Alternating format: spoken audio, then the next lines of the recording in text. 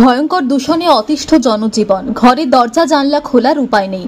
সারাদিন ধরে ইস্পাত নির্ভর বিভিন্ন বেসরকারি কারখানা থেকে গলগল করে বেরোতে থাকা বিষাক্ত ধোঁয়ায় বাতাস ভারী হয়ে আছে। শ্বাস প্রশ্বাস নিতে কষ্ট। গাছের সবুজ পাতা হয়ে যাচ্ছে কুচকুচে কালো। জলের গ্লাসে ভাসছে ক্ষতিকর রাসায়নিকের গুঁড়ো। এমনই এক প্রাণান্তকর অবস্থার মধ্যে বেঁচে আছেন পশ্চিম বর্ধমান জেলার জামুরিয়ার ইকরা শিল্প তালুক সংলগ্ন গ্রামগুলির কয়েক লক্ষ মানুষ। বাম আমলে এই শিল্প তালুকে সারা পৃথিবী থেকে বাতিল হয়ে যাওয়া প্রযুক্তিতে ferro alloy, sponge iron, induction furnace ইত্যাদি কারখানা স্থাপন করার অনুমতি দেওয়া হয়।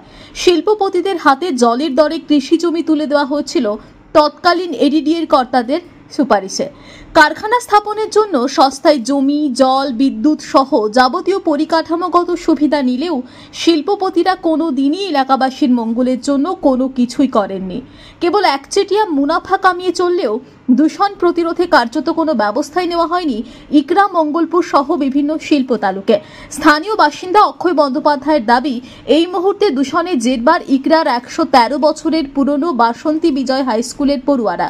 স্কুলের জানালা খোলা যায় না, জানালা খুললেই ক্লাসরুম কালো ধোঁয়ায় ভরে যায়, বেঞ্চগুলি ভরে যায় কালিতে। ফলে স্কুলে পড়ুয়ার সংখ্যা কমছে উল্লেখযোগ্য হারে। কয়েক বছর আগেও এই স্কুলে 1000-এরও বেশি পড়ুয়া থাকলেও বর্তমানে পড়ুয়ার সংখ্যা 700 জনে ঠেকেছে। বিষয়টি নিয়ে গভীর উদ্বেগ প্রকাশ করেছেন স্কুলের প্রধান শিক্ষক লবণ সিন্ধু ঘোষ। তার দাবি, কারখানা কর্তৃপক্ষ দূষণ নিয়ন্ত্রণে কার্যত কোনো ইতিবাচক পদক্ষেপ না নেওয়ার কারণেই সীমাহীন দূষণের কবলে পড়তে হচ্ছে স্থানীয় বাসিন্দাদের পাশাপাশি স্কুলের পড়ুয়া থেকে শিক্ষক সকলকেই। ঘটনার কথা শুনে আসানসোল নগর নিগমের মেয়র ও বারাবণীর বিধায়ক বিধান উপাধ্যায় বলেন, স্কুল কর্তৃপক্ষের তরফে এরকম কোনো অভিযোগ তাঁদের কাছে জানানো হয়নি। তবে নিশ্চিতভাবেই বিষয়টি অত্যন্ত উদ্বেগের বলে স্বীকার করেন বিধানবাবু। বিষয়টি খোঁজ নিয়ে প্রয়োজনীয় পদক্ষেপের আশ্বাস দেন মেয়র। শিল্পাঞ্চলে যেভাবে পলিউশন বাড়ছে, এই পলিউশনের জন্য ইকরার ঐতিহ্যমণ্ডিত স্কুল ইকরা বাসন্তী বিজয় উচ্চ বিদ্যালয় আজ বন্ধের মুখে। যে স্কুলে এক সময় 1500-1500 জন মতন ছাত্রছাত্রী ছিল, সেই স্কুলের সংখ্যা পলিউশনের জন্য আজকে 700-তে পরিণত হয়েছে। পুরো স্কুলের বেঞ্চ একদম কালোয় ভর্তি, গাছের পাতার রং পুরো কালো। এভাবে কতদিন ছাত্রছাত্রীরা শ্বাস প্রশ্বাস দিতে তাদের কষ্ট হয়, প্রত্যেক ছাত্রছাত্রীদের কাশি হয়, এলাকার বৃদ্ধ মানুষদের হাঁপানি রোগে পরিণত হয়েছে। এলাকার মানুষরা স্বাচ্ছন্দ্যে সুষ্ঠুভাবে শ্বাস প্রশ্বাস দিতে তাদের কষ্ট হয়, পারে না তাদের নিতে। ইকরা গ্রামবাসী, ইকরা বাসন্তী যে উচ্চ বিদ্যালয় আজ বন্ধের মুখে।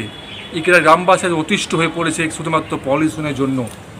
আমরা গ্রামবাসীদের পক্ষ থেকে আমরা বারংবার পলিউশন দপ্তরে, গ্রিন ট্রাইব্যুনালে আমরা অভিযোগ জানিয়েছি, কাজের কাজ কিচ্ছু হয়নি। সেই পলিউশন যদি একদিন স্কুল বন্ধ থাকে, তার পরের দিন পুরো স্কুলের বেঞ্চ একদম পুরো কালোর একদম আস্তরণ পড়ে যায়। জল পানীয় মতো সুবিধা হয় না। এবার কতদিন যদি আমরা এখনও যদি পর্যন্ত ব্যবস্থা গ্রহণ না নেওয়া হয়, আগামী দিনে তীব্রতর আন্দোলন নামবে এখানে গ্রামবাসী কিন্তু এদের এই সমস্ত কলকারখানার যে সমস্ত দূষণ, তারা প্রচুর পরিমাণে কয়লা দহন করে, বিভিন্ন ধরনের র ম্যাটেরিয়াল তারা হ্যান্ডলিং করেন, যে কারণে বাতাসে এবং আশেপাশে যে সমস্ত জলাশয় আছে, পুকুর এবং যে সমস্ত ছোট নদীর মতো যেগুলো স্রোত আমরা সাধারণ কথায় আমরা জোড় বলি, সেগুলো সবই দূষিত হয়ে গেছে। সেই দূষণ এখন এই মুহূর্তে এই দূষণের কারণে তারা কেউই কিন্তু এই বিদ্যালয়ে আসতে পারে না, যে কারণে আমাদের ছাত্র সংখ্যাও আগের তুলনায় কিছুটা হলেও আমাদের হ্রাস ঘটেছে। এবং এই দূষণ এড়িয়ে প্রত্যেকটি ছাত্রছাত্রী, শিক্ষক শিক্ষিকা, শিক্ষাকর্মী এবং স্থানীয়ভাবে যে সমস্ত ছাত্রছাত্রী তারা নিজেদের বাড়িতে যে থাকে, তারা কিন্তু 24 ঘন্টায় এটাতে অ্যাফেক্টেড বা ক্ষতিগ্রস্ত বলা যেতে পারে। আমরা চাই যে বিভিন্ন কলকারখানায় যে সমস্ত দূষণ নিয়ন্ত্রণ পর্ষদ দ্বারা সুনির্দিষ্ট যে সমস্ত পন্থা পদ্ধতি মেনে চললে দূষণের মানটা অত্যন্ত কম হবে, সেটা যেন সঠিকভাবে তারা মেনে চলে।